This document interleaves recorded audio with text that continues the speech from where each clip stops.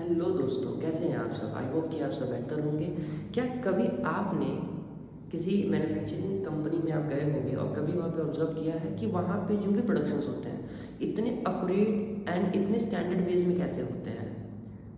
क्या आपने कभी ऑब्जर्व किया है? शायद गए होंगे तो बिल्कुल किए होंगे, नहीं गए होंगे तो नहीं कर पाए होंगे।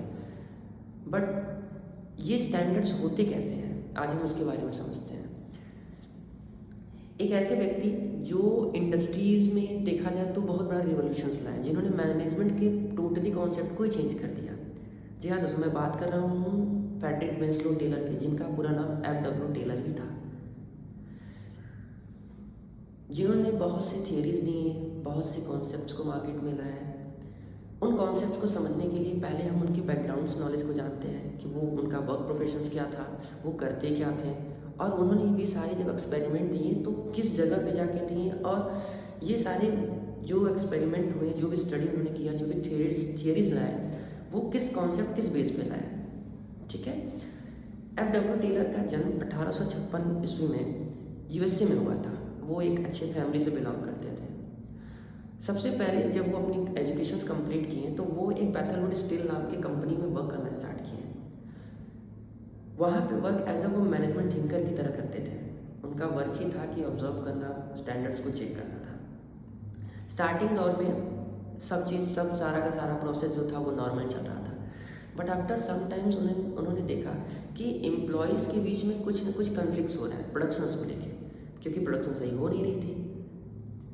उन एक्सपेरिमेंट को करने के लिए उन्होंने कुछ वर्क्स को स्टैंडर्ड्स करके उन्हें कुछ कैटेगराइज करके बांट दिया।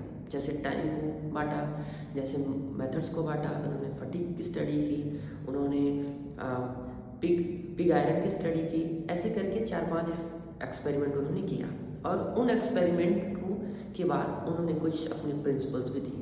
उन प्रिंसिपल को समझने से पहले सबसे पहले हम समझते हैं कि जो उनकी एक्सपेरिमेंट थी वो एक्सपेरिमेंट क्या क्या बताती है। सबसे पहले हम बात करते हैं टाइम स्टडी की।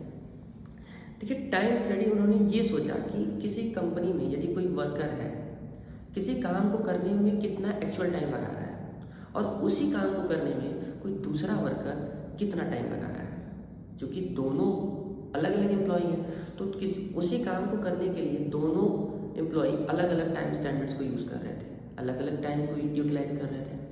तो उन्होंने उन दोनों टाइम फ्रेम के बीच में एक स्टैंडर्ड टाइम को लाया, और उन्होंने उन अपने एक्सपेरिमेंट के बिहाफ पे उन्होंने उसको एक्सप्लेन किया कि इस पर्टिकुलर जॉब को करने के लिए एक एक्यूरेट एंड एक स्टैंडर्ड टाइम इतना ही लगेगा।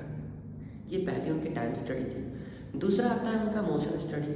मोशन स्टडी बेसिकली वो कहाँ से लाते हैं आप समझिएगा। देखिए, आयरन एंड स्टील की कंपनी थी, तो स्टील वेटेड होता है, तो एक जगह से दूसरे जगह तक स्टील ले जाने में, वहाँ पे कैरी आउट करने में आप देखेंगे कि कितना समय लग रहा है, उसकी उन्होंने स्टडी किया। मोशंस की बात कर रहे हैं, मतलब गति की बात कर रहे हैं। सपोज करिए कि कोई व्यक्ति है और वो व्यक्ति उस प्रोडक्ट को उठा के दूसरे स्थान पर ले जाने में हार्डली 10 से 15 मिनट लगा रहा है। हो सकता है कोई दूसरा व्यक्ति आया, वो 20 मिनट लगाए। तो उन दोनों के बीच के गैप के बेस पर उन्होंने एक एवरेज टाइम स्टैंडर्ड, एक एवरेज मोशन स्टैंडर्ड्स की इन्वेंशन किया, और वो बताया कि किसी पर्टिकुलर वर्क को एक स्थान से दूसरे स्थान तक ले जाने में इतना ही एक टाइम पीरियड लगना चाहिए। ये उन्होंने बोला मोशन स्टडी। ठीक है। उसके बाद हम आते हैं फटीग स्टडी की तरफ। फटीग का मतलब होता है टायर्डनेस। बड़ी सिंपल सी बात है कि आप कोई भी काम जब करते हो कंटिन्यू, आप 2 घंटे 3 घंटे 4 घंटे जब करते रहते हो, तो कहीं ना कहीं आपके अंदर एक टायर्डनेस आती होगी। ये तो सबके अंदर आती है। आप इवन कि आप स्कूल लाइफ में भी रहे होंगे तो वहाँ पे चेक देखे होंगे कि जब हम 3 से 4 घंटे जब कंटिन्यू पढ़ते थे, तो उसके बाद हमें बीच में एक लंच ब्रेक चाहता था। उसके बाद हम 2 से 3 घंटे पढ़ते थे। क्यों वो लंच ब्रेक क्यों चाहिए? कहीं ना कहीं वो कॉन्सेप्ट वहीं से उठ के आया है कि हम यदि किसी वर्क को परफॉर्म कंटिन्यू कर रहे हैं तो 1 2 3 घंटे बाद हमारे अंदर टायर्डनेस आती है, और यदि हम लगातार करते जाते हैं तो कहीं ना कहीं हमारा प्रोडक्टिविटी घट जाता है। हमारा वर्क के प्रति जो काम हम अपना इंटेंशन रखते हैं वो हमारा घट जाता है। तो उन्होंने इस स्टडी में एनालिसिस किया कि एक्चुअल में एक व्यक्ति कितने टाइम बाद 100% वो टायर्ड हो जाता है, और उसको फिर से रीइंफोर्समेंट करने के लिए उसको कितने टाइम पीरियड का उसको गैप चाहिए। ये एनालिसिस आता है फटीग स्टडी में, और ये एक्सपेरिमेंट उनका काफ़ी ज़्यादा हद तक सक्सेसफुल माना गया।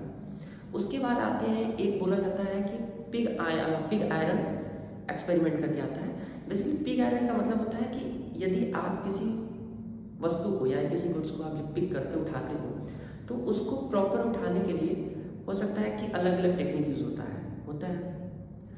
यदि आपको हम यदि बोले कि आप देखा होगा जिम, जैसे हम नॉर्मली जाइए जिम में, तो जिम वालों को देखेंगे तो आप वो जो डंबल होता है, हम डंबल को प्रॉपर उठाते हैं तो हम 80 किलो वेट उठा सकते हैं, बट उसी के वाइस वर्सा हम किसी 80 किलो के बोरे को दे दिया जाए तो हम नहीं उठा सकते हैं। तो उन्होंने एनालिसिस किया कि ऐसा कौन सा बेस्ट वे हो सकता है जिससे कि एक व्यक्ति, एक एम्प्लॉय, एक लेबर उस पर्टिकुलर वेट को वन टाइम में वो पिक कर सके। उन्होंने ये स्टडीज़ में देखा और इस स्टडी के बेस पर उन्होंने कुछ अपने ओपिनियन भी रखा। ठीक है, नेक्स्ट आता है सॉवेल एक्सपेरिमेंट। सॉवेल एक्सपेरिमेंट क्या होता है? सॉवेल को बेसिकली हम समझते हैं फावड़े की तरह। यदि किसी फावड़े का जो उसकी एरिया होती है यदि इतना होगा तो कहीं ना कहीं उससे जो भी क्वांटिटी ऑफ गुड्स उठेगा कहीं ना कहीं उसके एरिया के अकॉर्डिंग उठेगा। यदि हम उस सॉवेल को इतना चौड़ा कर दें तो कहीं ना कहीं हमारा यूनिट ऑफ जो पिकनेस होगा, जो हम जितना यूनिट को पिक करने वाले उठाने वाले कहीं ना कहीं ज़्यादा होगा। तो उन्होंने ये एक्सपेरिमेंट भी किया, क्योंकि हम किसी चीज़ को उठाने में उतना ही प्रेशर लगा रहे हैं, उतना ही हमारा टाइम जा रहा है, तो क्यों ना हम उस फावड़े की साइज़, वो जो बबल है उसको हम बड़ा कर दें। उन्होंने ये एनालिसिस किया। ये सारे उनके छोटे छोटे एक्सपेरिमेंट थे, जिस एक्सपेरिमेंट के बेस पे उन्होंने अपने कुछ आउटपुट, कुछ रिजल्ट्स निकाले। अब हम बात करते हैं उनकी प्रिंसिपल की, क्योंकि ये एक्सपेरिमेंट हेल्प करते हैं प्रिंसिपल बनाने में। उनका सबसे पहला प्रिंसिपल था कि science is not the rule of the thumbs, science is not rule of the thumbs. इसका सिंपल सा मतलब है कि किसी भी वर्क को आप यदि स्टैंडर्ड वे में करना चाहते हो, किसी भी काम को करना चाहते हो, तो उसका सबसे बेस्ट एवं सबसे बेहतरीन ऑप्शन है आप साइंटिफिक वे से वर्क करिए। अब आप कहेंगे सर साइंटिफिक क्या हो सकता है? देखिए, साइंटिफिक का मतलब होता है कि किसी वर्क को करने के लिए एक प्रोसेस में, एक एक्यूरेसी के साथ, एक एनालिसिस के साथ जो आप स्टैंडर्ड एक फिक्स कर देते हो कि उस स्टैंडर्ड के अलावा और नेक्स्ट कुछ नहीं हो सकता है, उसी को हम बोलते हैं साइंटिफिक वे। उसके अलावा कोई ऑप्शन नहीं है। ठीक है। दूसरा उन्होंने बोला कि साइंटिफिक सिलेक्शन ऑफ एम्प्लॉय। किसी एम्प्लॉय को हम जब भी सेलेक्ट करते हैं, आज भी आप लोगों ने अपने ऑर्गेनाइजेशंस में, इवन कि किसी भी कंपनी में आप जाते होंगे जॉब इंटरव्यू के लिए, तो आप देखे होंगे कि सारा चीज़ एक प्रोसीजरल वर्क होता है। आप उसमें पहले रिक्रूटमेंट में जाएंगे, आपका स्क्रीनिंग होगा, डॉक्यूमेंट वेरिफिकेशन होगा, फिर उसके बाद आपका जीडी कराया जाएगा, फिर उसके बाद इंटरव्यू कराया जाएगा, then you will got the final result. यही प्रोसीजर होता है, ये तो सभी जानते हैं। जो इन्होंने बोला कि किसी भी एम्प्लॉय को आप हायर करिए तो एज उनके रिलेशंस, एज उनके ऑब्जर्वेशन, इन सब बेस पे हायर ना करिए, उनको एक साइंटिफिक, एक प्रोसीजरल हायर करिए कि best candidates should be available over the best place.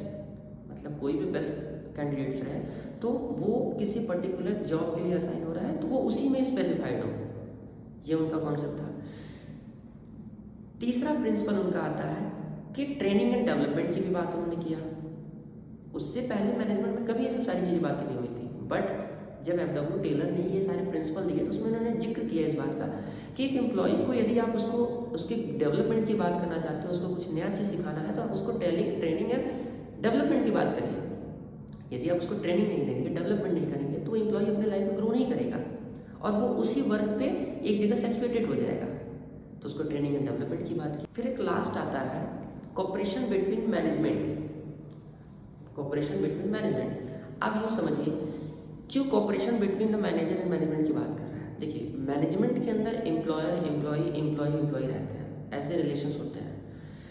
यदि मैनेजमेंट के अंदर आपसी अच्छे रिलेशंस नहीं रहेंगे, एक अच्छे रिलेशंस नहीं रहेंगे, यदि एम्प्लॉयर एम्प्लॉय को देख के अच्छा फील नहीं कर रहा है, एम्प्लॉय के बीच में एक अच्छी कोऑर्डिनेशन, कोऑपरेशन नहीं है, तो कहीं ना कहीं वर्क परफॉर्मेंस में इम्पैक्ट कर देगा।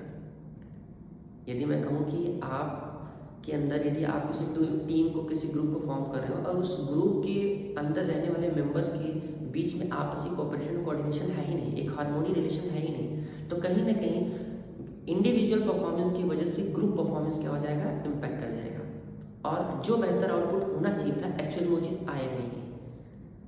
तो उन्होंने बोला कि कोऑपरेशन बिटवीन द मैनेजमेंट, ये उनका कॉन्सेप्ट था। ये सारा एक्सपेरिमेंट किसके द्वारा किया गया था? एफडब्ल्यू टेलर के द्वारा किया गया था। और एफडब्ल्यू टेलर को इसी वजह से उन्हें फादर ऑफ साइंटिफिक मैनेजमेंट बोला गया। बट इन द लास्ट मैं आपको एक बात बताना चाहता हूँ कि उसके बाद जो अलग अलग थ्योरीज आई, चाहे वो न्यू क्लासिकल के बीच में थ्योरीज आई हो, चाहे मॉडर्न्स में आई हो, बट एक क्रिटिसिज्म उन्होंने उनकी की गई थी, उन्होंने किया नहीं था बट उनकी की गई थी। एक क्रिटिसिज्म था कि उन्होंने जो ह्यूमन होते हैं उनको एज अ उनको मशीन ट्रीट किया था। उनकी किसी भी फीलिंग्स इमोशंस को कोई भी इंपॉर्टेंस नहीं दिया गया था, उन्हें बस एज अ नॉर्मल ट्रीट किया गया था कि आप ह्यूमन हो, आप एक मशीन हो, यदि आप वर्क करोगे तभी एज पर डिमांड आप पैसा पाओगे। और उनकी लास्ट में एक एक्सपेरिमेंट आती है जिसको बोला गया कि piece rate system. Piece rate system क्या होता है ये भी समझते हैं हम। पीस रेट सिस्टम का मतलब होता है कि यदि आप एक यूनिट मैन्युफैक्चर करते हो तो आपको उस पर यूनिट पे आपको उसका इंसेंटिव मिलेगा, कमीशन मिलेगा। जैसे कहिए कि यदि मुझे पर यूनिट 10 रुपये मिल रहा है तो मैं पूरे दिन में यदि 10 यूनिट्स प्रोड्यूस करता हूँ तो कहीं ना कहीं मुझे 100 रुपये मिलेंगे। बट मेरे साथ मेरे कलीग्स यदि वो 12 या 15 यूनिट्स प्रोड्यूस करता है तो कहीं ना कहीं उसको 120 या 150 रुपये तक मिल सकते हैं। तो कहीं ना कहीं उसकी प्रोडक्शन ज़्यादा है। तो पैसे की वजह से जो ह्यूमन थे उनके अंदर थोड़ी मोटिवेशंस आएंगी, वो काम को अधिक करेंगे। इसी वजह से उन्होंने बोला कि वेजेस पीस रेट सिस्टम का कॉन्सेप्ट बोला कि वेजेस पीस रेट सिस्टम होना चाहिए। आई होप कि आपको ये सारा जो भी मैंने एक्सपेरिमेंट आपको बताया, जो भी मैंने प्रिंसिपल बताया एफ.डब्ल्यू. टेलर के, ये अच्छा लगा होगा। यदि अच्छा लगा होगा तो आप लाइक करिए, सब्सक्राइब करिए।